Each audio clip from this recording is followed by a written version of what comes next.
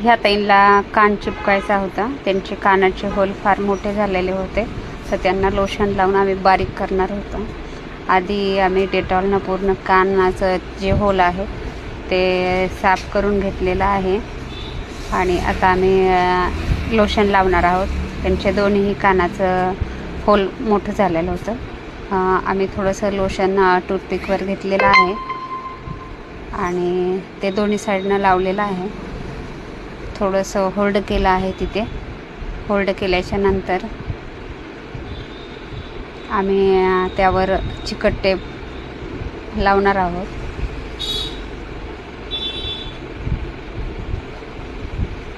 होल्डच केलेलं आहे, 2 मिनटं होल्ड करावं लागेल. आणि ह्या ताई आलेल्या तर पराड्याहून. पराडा हे त्या ताईंचं गाव आहे. चिकट टेप लावत आहे मी.